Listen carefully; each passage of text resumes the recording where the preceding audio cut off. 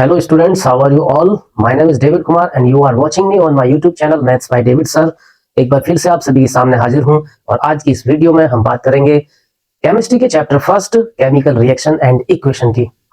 Dear students, इस दुनिया में डेली या ये कहिए कि पल पल चेंजेस हो रहे होते हैं। उन चेंजेस की अगर हम बात करें तो वो चेंजेस कई टाइप के होते हैं। उनमें कुछ चेंजेस बहुत ही फास्ट रेट के साथ हो रहे होते हैं तो उनको हम रैपिड चेंज बोल देते हैं। कुछ चेंजेस ऐसे हैं जो कि स्लो रेट से हो रहे होते हैं तो उन्हें हम स्लो चेंज बोल देते हैं। कुछ ऐसे चेंज होते हैं जो कि खुद से ही होते हैं, उन्हें हम स्पॉन्टेनियस चेंज बोल देते हैं। कुछ चेंजेस ऐसे भी होते हैं जिनमें जो सब्सटेंस है उसका नेचर चेंज नहीं होता है, ओके, और वो रिवर्सिबल होते हैं और जनरली टेम्पररी होते हैं तो उन्हें हम फिजिकल चेंज बोलते हैं। और वहीं कुछ ऐसे चेंज भी होते हैं जिनमें न्यू सब्सटेंस क्या है प्राप्त होता है, नेचर चेंज हो जाता है ओरिजिनल सब्सटेंस का, और वो जनरली रिवर्सिबल भी नहीं होते हैं, यानी they are generally irreversible in nature, और इसलिए उन्हें हम क्या बोलते हैं, केमिकल चेंजेस बोलते हैं। डियर स्टूडेंट्स, आज का जो आपका चैप्टर है 1 केमिकल रिएक्शन एंड इक्वेशन, ये टोटली डिपेंड करता है केमिकल चेंजों पर। जी हाँ स्टूडेंट्स, केमिकल चेंजों पर, क्योंकि जो केमिकल रिएक्शन है वह एक केमिकल चेंज को ही रिप्रेजेंट करने का एक तरीका है जिसको हम केमिकल इक्वेशन के जरिए रिप्रेजेंट करते हैं। तो आइए स्टार्ट करते हैं। तो स्टूडेंट्स, मेन टॉपिक पर पहुंचने से पहले जो चेंजेस हैं, टाइप्स ऑफ चेंजेस, वो आप देख लीजिए जरा। मैंने स्टार्टिंग में ही आपसे कहा था कि डेली कई प्रकार के जो चेंजेस हैं वो हो रहे होते हैं नेचर में, तो उनकी कुछ कैटेगरीज हैं। जैसे कि उनमें से कुछ चेंजेस कैसे होते हैं, स्लो चेंज होते हैं और स्लो चेंज होते हैं, जैसे कि जिसमें शामिल है कर्डलिंग ऑफ मिल्क, यानी कि दूध से दही का जो बनना होता है, ये एक स्लो चेंज है, थोड़ा सा टाइम लेता है। इसी प्रकार से जो नेक्स्ट चेंज है वो है फास्ट चेंज, और फास्ट चेंज एक रैपिडली ये अकर होते हैं, जैसे कि बर्निंग ऑफ पेपर। अगर आप किसी पेपर को बर्न करोगे, जलाओगे, तो वो बहुत कम समय में ही क्या है, जल जाएगा। ओके, नेक्स्ट है आपका डिजायरेबल चेंज। ये चेंजेस ऐसे होते हैं जो कि ह्यूमन की विश के अकॉर्डिंग होते हैं, हमारी इच्छा के अनुसार होते हैं, जैसे कि रिपेनिंग ऑफ फ्रूट्स, यानी फलों का पकना। तो हम सभी ही चाहते हैं कि हाँ, जो फल हैं वो पकें ताकि उनका जो टेस्ट है वो और भी ज्यादा अच्छा लगे। नेक्स्ट है अनडिजायरेबल चेंज, लेकिन वहीं कुछ ऐसे भी चेंजेस हैं जो हमारी विश के अकॉर्डिंग नहीं होते हैं, और उनमें क्या शामिल है, रस्टिंग ऑफ आयरन, जो कोरोजन है, ओके, मतलब कि लोहे की वस्तुओं में जंग का लगना। कोई भी नहीं चाहता कि लोहे की वस्तुओं में जंग लगे, क्योंकि जो जंग है वह उन लोहे की वस्तुओं को खराब कर देती है, ऑब्जेक्ट्स को। नेक्स्ट है आपका टेम्पररी चेंज। ये जो टेम्पररी चेंज है मतलब अस्थायी चेंज होते हैं, और जैसे कि आपका फ्रीजिंग ऑफ वाटर, आपने क्या किया, वाटर को फ्रीज किया, जल को आपने जमा लिया, तो किस में कन्वर्ट हो जाएगा, आइस में कन्वर्ट हो जाएगा, ओके। और लेकिन जब उस आइस को फ्रीजर से बाहर निकाल लिया जाएगा तो वह रूम टेम्परेचर पे आके दोबारा से क्या है, वाटर में ही कन्वर्ट हो जाती है, तो टेम्पररी है। नेक्स्ट है आपका परमानेंट चेंज। ये परमानेंट चेंज जो कि मतलब अगर एक बार हो गए तो फिर रिवर्स नहीं होते हैं, जैसे कि आपका कुकिंग ऑफ वेजिटेबल्स, यानी आपके पास जो रॉ वेजिटेबल थी, सब्जी, उसको आपने कटिंग वगैरह करके और उसको पका लिया, कुक कर लिया, तो जो कुक्ड वेजिटेबल है जिसको सब्जी बोल देते हैं, तो उससे हम रॉ वेजिटेबल नहीं प्राप्त कर सकते हैं। नेक्स्ट है हमारा रिवर्सिबल चेंज।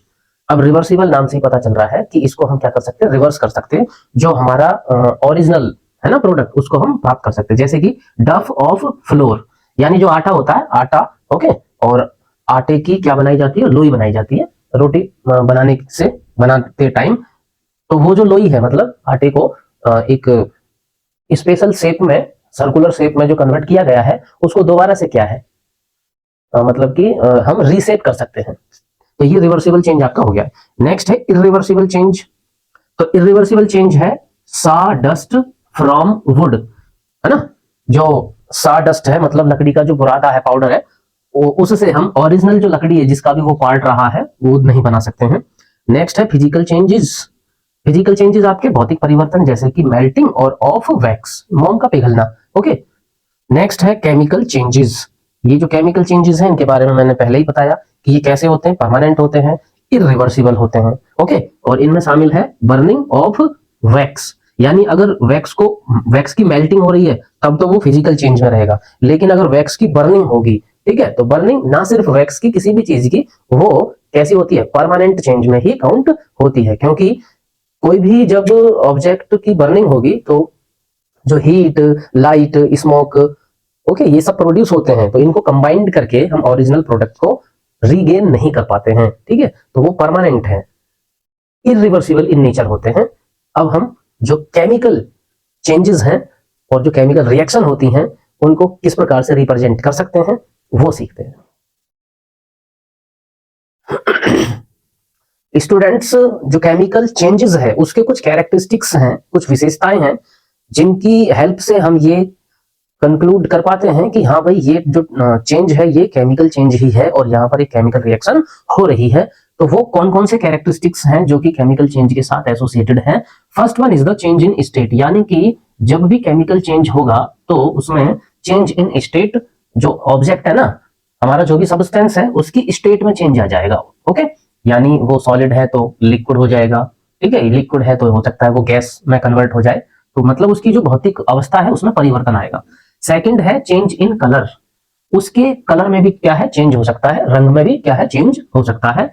नेक्स्ट आपका इवोल्यूशन ऑफ गैस, यानी कि हो सकता है कि कोई गैस भी इवॉल्व हो रही हो, कोई गैस भी निकल रही हो। और नेक्स्ट है चेंज इन टेम्परेचर, और ये भी संभव है कि सब्सटेंस का जो टेम्परेचर है, तापमान, उसमें चेंज हो रहा हो। चेंज दोनों तरह से हो सकता है। चेंज किस तरह से हो सकता है, यानी कि वो डिक्रीज भी हो सकता है और प्लस वो इंक्रीज भी हो सकता है, ओके, दोनों ही केस में जो चेंजेस हैं वो हो सकते हैं और सब्सटेंस के टेम्परेचर में, ठीक है। तो ये कुछ कैरेक्टरिस्टिक्स हैं केमिकल चेंजों की। इन कैरेक्टरिस्टिक्स की हेल्प से ही हम यह पता कर पाते हैं कि ये जो पर्टिकुलर टाइप ऑफ चेंज है केमिकल चेंज है या फिर नहीं है। यस स्टूडेंट्स, अब मैं आपको समझा देता हूं कि केमिकल जो इक्वेशन है वो क्या है और केमिकल इक्वेशन के पार्ट्स क्या क्या होते हैं। तो चलिए देखते हैं। एक्चुअली जो केमिकल इक्वेशन है वह एक मेथड है केमिकल चेंज को, यानी केमिकल रिएक्शन को रिप्रेजेंट करने का। तो it is the symbolic representation. भाई केमिकल इक्वेशन क्या है? Chemical equation is the symbolic representation of a chemical change in chemical reaction, okay, ठीक है। सिंबॉलिक रिप्रेजेंटेशन है किसका? केमिकल चेंज का, और केमिकल चेंज जब कोई केमिकल रिएक्शन होती है तो तब होता है। नेक्स्ट है पार्ट्स क्या क्या होते हैं इस केमिकल इक्वेशन के। तो देखिए, एक है रिएक्टेंट, यानी केमिकल इक्वेशन में रिएक्टेंट्स होते हैं, जैसे कि the substances that undergo chemical change. जब केमिकल रिएक्शन होगी तो वो केमिकल रिएक्शन सब्सटेंसों के बीच में ही होगी ना, substance that undergo chemical change. तो ऐसे सब्सटेंस जिनमें केमिकल चेंज हुआ है उन्हें हम क्या बोलते हैं? उन्हें हम रिएक्टेंट बोलते हैं ऑफ ए केमिकल रिएक्शन। तो रिएक्टेंट्स जो है इनके बारे में एक खास बात यह है कि these are always written in the left hand side of arrowhead, ठीक है। एरोहेड के LHS में हम रिएक्टेंट्स को जनरली लिखते हैं। नेक्स्ट जो पार्ट है केमिकल इक्वेशन का वो है प्रोडक्ट, यानी कि जब रिएक्टेंट में केमिकल रिएक्शन होगी, केमिकल चेंज होगा तो नया सब्सटेंस बनेगा, ओके। तो new substances formed in a chemical reaction. Chemical reaction के दौरान जो नए सब्सटेंस फॉर्म्ड होते हैं उनको क्या कहते हैं? These are called products. और प्रोडक्ट्स के बारे में भी क्या है कि जो प्रोडक्ट्स हैं, the products are always written in the right hand side. These are always written in the right hand side of the arrow. ये एरो के राइट हैंड साइड में लिखे जाते हैं, ओके। और जो एरो हेड है वह भी क्या है? एक इंफॉर्मेशन देता है, क्या कि the arrow head points towards the product. Arrow head का जो एरो है वह ऑलवेज प्रोडक्ट की तरफ ही क्या है? पॉइंट्स होता है। और ऐसा करने से क्या पता चलता है? It show the direction of reaction. इससे पता चलता है कि रिएक्शन की डायरेक्शन किस प्रकार से है, ओके, राइट टू लेफ्ट है या लेफ्ट टू राइट है। अब एक एग्जांपल लेकर के मैं इन चीजों को आपको और भी ज्यादा क्लियर कर देता हूं। Yes students, example is on the screen. Magnesium plus oxygen. जब मैग्नीशियम और ऑक्सीजन रिएक्ट करेंगे तो ये क्या बनाएंगे? मैग्नीशियम ऑक्साइड बनाएंगे, ओके। तो आप देखिए जरा, रिएक्शन किसके बीच में हुई है? मैग्नीशियम और ऑक्सीजन के बीच में। तो मैग्नीशियम और ऑक्सीजन तो क्या हो गए? रिएक्टेंट हो गए हैं। ये जो बीच में है ये आपका एरो हेड है जो कि रिप्रेजेंट करता है डायरेक्शन ऑफ द रिएक्शन। और यहां पर बना क्या है? न्यू सब्सटेंस मैग्नीशियम ऑक्साइड बना है। तो ये आपका क्या हो गया है? प्रोडक्ट हो गया है। ओके, तो जो केमिकल इक्वेशन है उसमें रिएक्टेंट्स लेफ्ट हैंड साइड में लिखे जाते हैं, प्रोडक्ट्स राइट हैंड साइड में लिखे जाते हैं, और रिएक्टेंट एंड प्रोडक्ट के बीच में एरो हेड होता है जो कि केमिकल इक्वेशन की डायरेक्शन को रिप्रेजेंट करता है। अच्छा, ये अभी मैंने जो यहां पर लिखी है स्क्रीन पर, इसको बोलते हैं वर्ड इक्वेशन, यानी इक्वेशन को हमने वर्ड की हेल्प से रिप्रेजेंट किया है। एक और मेथड है इक्वेशन को रिप्रेजेंट करने का, ठीक है, जिसमें हम सब्सटेंस यानी कि ये जो केमिकल सब्सटेंस है जिनको हम एलिमेंट्स बोलते हैं, इनका सिंबल लेकर भी रिप्रेजेंट करेंगे। जैसे मैग्नीशियम है तो मैग्नीशियम को हम क्या लिखेंगे? Mg plus. ऑक्सीजन है, ऑक्सीजन को क्या लिखेंगे? O2। फिर एरोहेड हो गया, और ये दोनों जब केमिकली कंबाइंड होंगे तो क्या बनाएंगे? मैग्नीशियम ऑक्साइड, यानी कि MgO।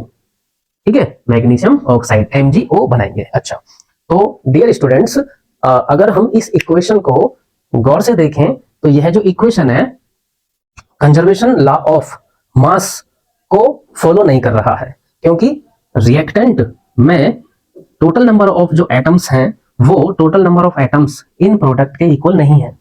ओके, तो यानी कि ये जो इक्वेशन है यह एक अनबैलेंस्ड इक्वेशन है।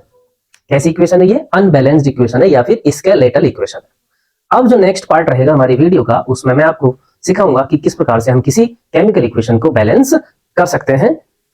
इस वीडियो में इतना ही। इस वीडियो को लाइक कीजिए, कमेंट कीजिए, और प्लस अपने फ्रेंड सर्कल में ज्यादा से ज्यादा शेयर भी कीजिए। इसी प्रकार की और वीडियो प्राप्त करने के लिए आप मैथ्स बाय डेविड सर जो चैनल है इसको सब्सक्राइब भी कीजिए। मैं मिलता हूं नेक्स्ट वीडियो में। Thank you.